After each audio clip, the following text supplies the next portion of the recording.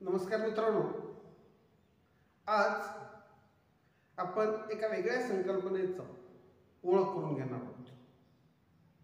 आता वेगळी अशा अर्थाने म्हटलं जाते की आपल्या देशात 1991ला नवीन आर्थिक धोरण स्वीकारलं गेलं. या धोरणाला आज 30 वर्षाचा कालखंड लोटलेला आहे.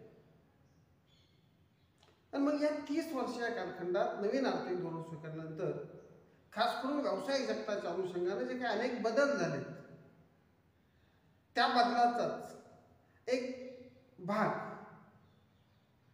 ज्या ठिकाणी आपण भाग पेढी किंवा ज्याला इंग्रजीत डिपॉझिटरी असं म्हटलं जातं, या भाग पेढी या संकल्पनेची ओळख आपण या ठिकाणी करून घेणार आहोत. आता आपल्याकडे पेढी हा शब्द पूर्वी प्रामुख्यानं जे व्यावसायिक संघटना होत्या यामध्ये पेढी या शब्दाचा उल्लेख होता. म्हणजे व्यवसाय करणारी संघटना किंवा व्यवसाय करणारा जो व्यावसायिक आहे त्याची जी बसण्याची जागा होती त्याला पेढी हा शब्द वापरला जातो. नंतर या ठिकाणी पेढीमध्ये कोणता व्यवसाय चालतोय त्यावरून पतपेढी म्हणजे पैशाची देवघेव करणारा जो व्यक्ती आहे त्याचा जो व्यवसाय आहे त्याला पेढी असं म्हणलं गेलं. काही वेळेला इंग्रजी त्याला पर्यायी शब्द फर्म असा वापरला जातो.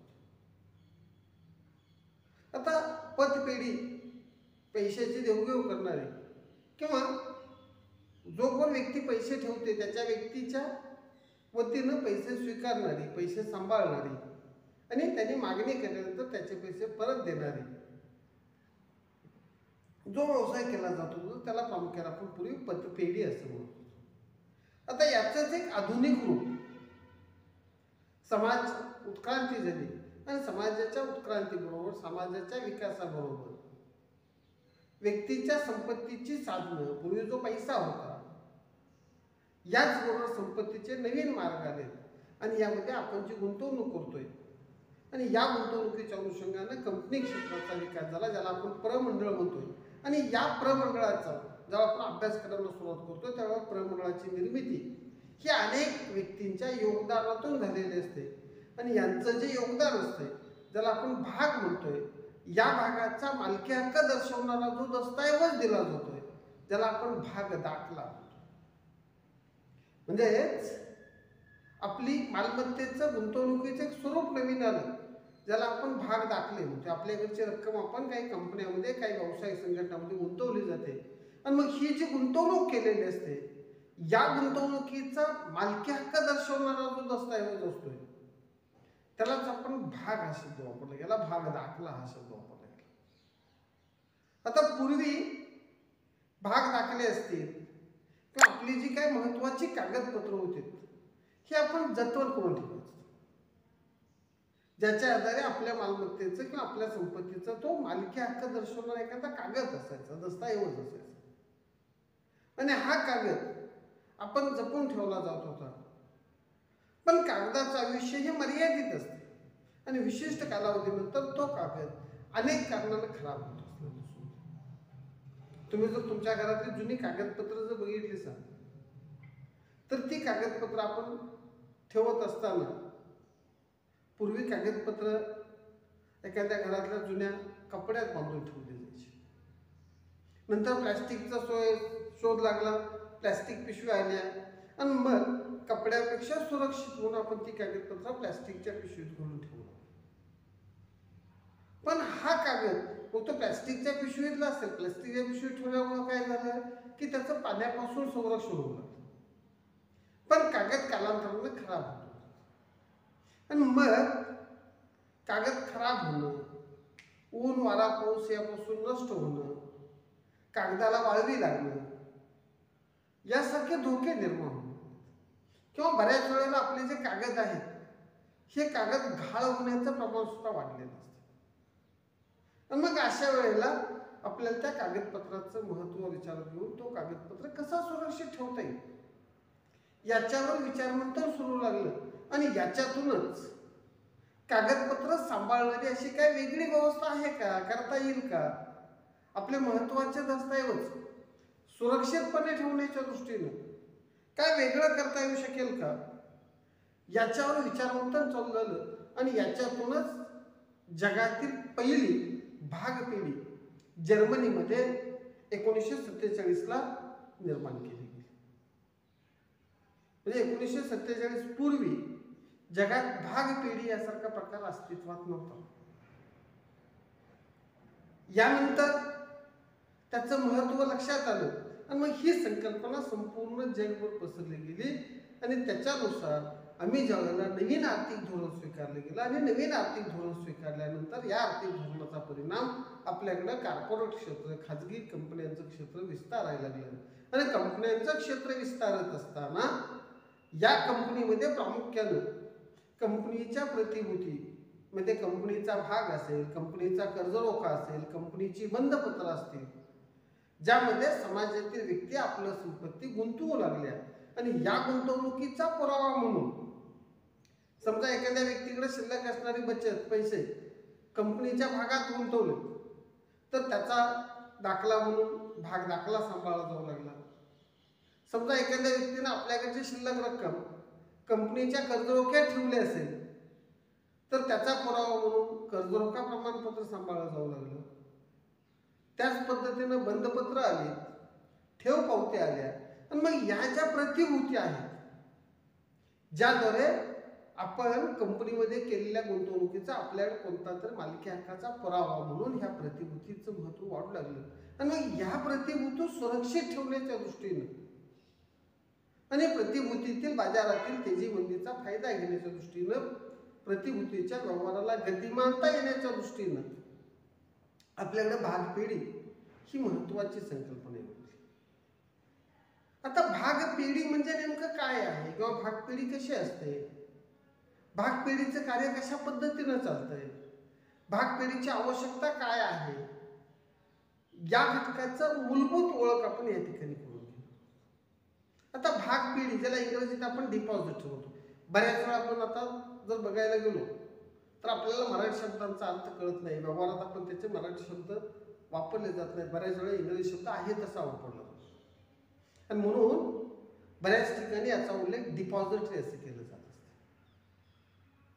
खास करून ज्या व्यक्ती कंपनीमध्ये गुंतवणूक करतात या गुंतवणूकदाराच्या दृष्टीनं डिपॉझिटरी हा शब्द अतिशय महत्त्वाचा आहे. डिपॉझिटरी म्हणजे काय, ती कशीच काम करते, आपण डिपॉझिटरीच्या साह्यानं आपले प्रतिभूतीच्या गुंतवणुका कशा करू शकतोय, कॉर्पोरेट क्षेत्रात कशा पद्धतीने आपल्याला आपल्याकडचा पैसा गुंतवता येऊ शकेल, या दृष्टीने आम्ही जेव्हा विचार करायला सुरुवात करतोय त्यावेळेला आमच्या सर्वसामान्य व्यक्तीच्या दृष्टीने सुद्धा भाग पेढी ही एक अतिशय महत्वाची संकल्पना आणि हीच संकल्पना आज आपण समजून घेणार.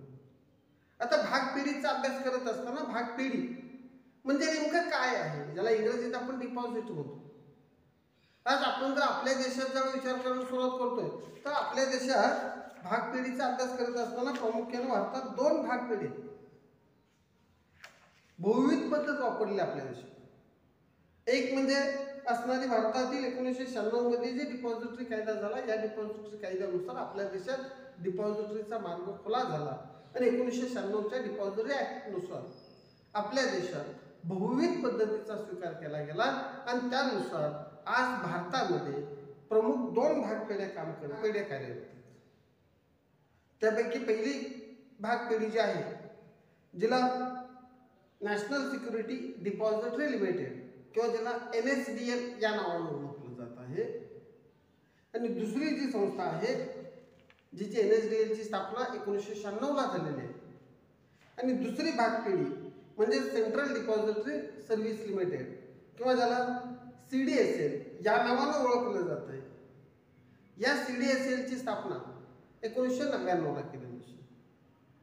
म्हणजे आज आपल्या देशात NSDL national security depository limited ज्याची स्थापना 1996ची आहे, तर दुसरी भाग पेढी CDSL central depository service limited ज्या पेढीची स्थापना 1999ची आहे.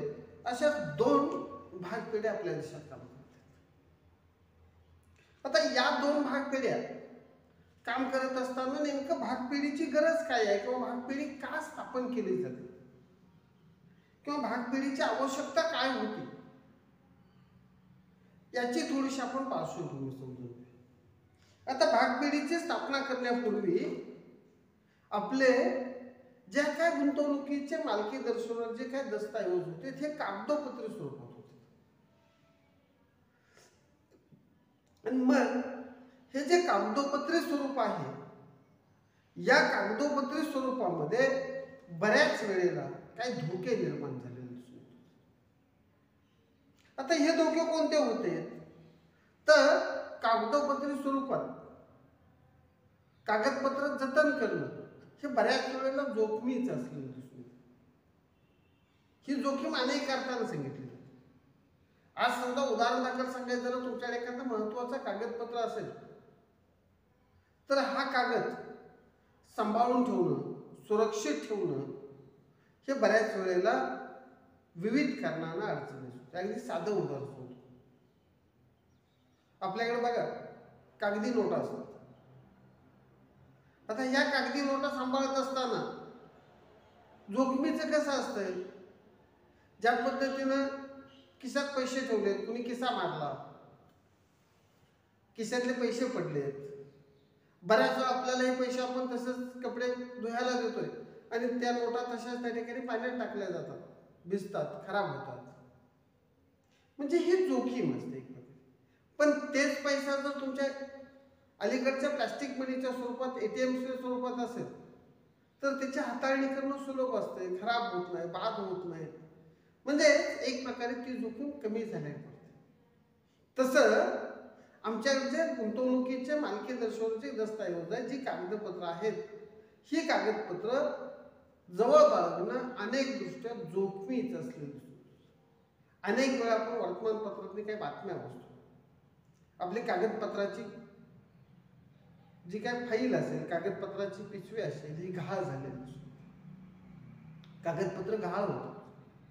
अनेक कारणाने कागदपत्र नष्ट होतात खराब होतात आणि म्हणून कागदपत्र सांभाळणं हे जोखमीच असते. आणि मग ही जोखीम जर आपल्याला कुठं हस्तांतरित करता आली तर काय करता येऊ शकेल. आणि याच्यातूनच मग आपण जर आपल्या प्रतिभूती आपल्या गुंतवणुकीचे दाखले जर आपण वेगळ्या स्वरूपात एखाद्या संस्थेकडे ठेवायला दिले जसं आपण आपल्याकडचे पैसे बँकेत ठेवायला ठेवतो म्हणजे आपल्यापेक्षा ते पैसे बँकेत सुरक्षित राहतात. तसं आपल्याकडच्या प्रतिभूती जर सुरक्षितपणे दुसरीकडे कुठं सांभाळण्याची सोय झाली तर निश्चितच ती फायदेशीर ठरू शकेल आणि याच्यातूनच मग भागपेढी गरजेची वाटलेली असते. नंतर भागपेढी सांगितलं जातं की बऱ्याच वेळेला कागदपत्र गहाळ झाल्यानंतर खराब झाल्यानंतर त्याची दुसरी प्रत मिळवायला अडचण येते. काही कागदपत्र अशी असतात की त्याची सहजासहजी दुसरी प्रत आपल्याला मिळत नाहीये. अगदी उदाहरण सांगायचं झालं तर पूर्वी भागाचा मालकी दर्शवून दोन दस्तऐवज भाग दाखला आणि भाग अधिपत्र. समजा भाग दाखला गहाळ झाला खराब झाला किंवा कोणत्या कारणाने नष्ट झाला तर आपण कंपनीकडे विनंती करू योग्य त्या कागदपत्राची पूर्तता केल्यानंतर आपल्याला कंपनी भाग दाखल्याची दुसरी प्रत दिली जात होती. पण हाच भाग दाखला तर भाग अधिपत्राच्या स्वरूपात असेल तर या अधिपत्राचं दुसरी प्रत मिळायला बऱ्याच अडचणी यायच्या. त्याला प्रदीर्घ काळ लोटला जायचा आणि मग अशा वेळेला दुसरी प्रत मिळवणं मुश्किल व्हायचं. कारण काही कागदपत्रे अशी असतात की त्याच्यावर नाव नसतंय धारकाचं त्याच्या धारकाच्या मालकीचा कुठेही उल्लेख नसतोय ज्याच्याजवळ आहे तो मालक मानला जातो. आणि मग अशा वेळेला या कागदपत्राची दुसरी प्रत मिळवणं अनेक वेळेला गैरसोयीच होतंय. आणि मग ही जर धोका टाळायचा असेल तर आपण ही कागदपत्र आपले महत्वाचे दस्तऐवज जर एखाद्या पेढीकडे सांभाळायला दिले तर निश्चितच ते सुरक्षिततेच्या दृष्टीनं हाताळणीच्या दृष्टीनं सुलभ होत असते आणि म्हणून याच्यातून भागपेढी ही गरजेची. नंतर भागपेढीचं सांगत असताना पूर्वी भागपेढीचं अगोदर भागाच्या अनुषंगानं जी काय प्रक्रिया असेल नवीन भागाचं वाटप असेल बोनस भागाचं वाटप असेल लाभांश वाटप असेल भागाचं हस्तांतर असेल संक्रमण असेल तर याला कागदोपत्री स्वरूप होतं आणि मग कागदोपत्री स्वरूप असल्यामुळं याची हाताळणी करण्यासाठी कंपनीमध्ये स्वतंत्र वर्ग लागायचा स्वतंत्र यंत्रणा लागत होती. या कागदपत्राच्या हाताळणीसाठी मोठ्या प्रमाणात वेळ, श्रम आणि पैसा खर्च होतो. आणि मग भागपेढीमुळे ही सगळ्या कामाला, सगळ्या ह्याला फाटा बसलेला दिसतो. ही सगळी जबाबदारी भागपेढीकडे न कळत आपण वर्ग केलेली दिसते, हस्तांतरित केलेली दिसते. आणि त्यामुळं भागांचं वाटप असेल, भागांचं संक्रमण असेल, यावर कंपन्यांचा होणारा खर्च, कंपन्यांचा होणारा वेळ, कंपनीचं होणारा श्रम याच्यात बचत झाली. आणि ही सगळी जबाबदारी भागपेढीकडे गेल्यामुळं एक प्रकारे याच्यात गतिमानता आलेली दिसून येते. आणि त्या दृष्टीनं कागदपत्राचं हस्तांतर करणं, कागदपत्र हाताळणी करणं हे सुलभ झालेलं दिसून येतंय. आणि म्हणून भागपेढी ही महत्वाची होती. बऱ्याच वेळेला कागदोपत्री स्वरूपामध्ये अयोग्य वितरणाचा धोका मोठ्या प्रमाणात असतो. आता अयोग्य वितरण म्हणजे कसं की अनेक वेळा आपण बघतो कागदपत्र डुप्लिकेट तयार केली जातात, बोगस कागदपत्र तयार केली जातात आणि या बोगस कागदपत्राच्या आधारे अनेक व्यवहार केले जात असतात. आता या गोष्टीला कुठंतरी आळा बसणं गरजेचं आणि हा आळा घालण्याच्या दृष्टीनं आपले दस्तऐवज सुरक्षित राहण्याच्या दृष्टीनं, याच्यातील गैरप्रकाराला आळा बसण्याच्या दृष्टीनं, याच्यात होणाऱ्या बोगस व्यवहाराला, बेनामी व्यवहाराला आळा बसण्याच्या दृष्टीनं या ठिकाणी भागपेढीसारख्या एका वेगळ्या यंत्रणेची गरज निर्माण झाली दिसून येते. आणि मग या सर्व बाबीतूनच भागपेढी ही अतिशय महत्वाची मानलेली दिसते, भागपेढी ही आवश्यक झालेली दिसून येते. आणि आज जर आपण बघितलं 1996च्या कायद्यानुसार तुम्हाला भागांच्या बाबत कुठलाही व्यवहार करायचा असेल तर त्याचं अमूर्तीकरण गरजेचं झालेलं आहे. आणि अमूर्तीकरणासाठीच भागपेढी ही अतिशय महत्वाची मानलेली. म्हणजे भागपेढी ही एक अशी पद्धत आहे की ज्या ठिकाणी आपल्या प्रतिभूती, आपले महत्वाचे दस्तऐवज, आपले महत्वाचे कागदपत्र, खास करून कंपनी क्षेत्रातील गुंतवणुकीच्या मालकी दर्शवणारे काही दस्तऐवज आहेत, हे सुरक्षित ठेवण्याच्या दृष्टीनं भागपेढी ही अतिशय महत्वाची मानली जाते. आता ह्या सगळ्याचा जर अभ्यास केला तर आपल्याला अजूनही भागपेढी ही सर्वसामान्य व्यक्तीला समजून न येणारी संकल्पना आहे किंवा भागपेढीचं काम कसं चालतंय हे अजून सुद्धा सर्वसामान्य व्यक्तीला लक्षात येत. आणि मग त्या दृष्टीनं भागपेढीचा जेव्हा आपण अभ्यास करायला सुरुवात करतोय त्यावेळेला भागपेढीची तुलना बऱ्याच वेळेला आपल्याकडे असणाऱ्या पतपेढीशी किंवा बँकेशी केली जाते. आता बँकेचे कार्य हे आर्थिक व्यवहाराशी मर्यादित असते.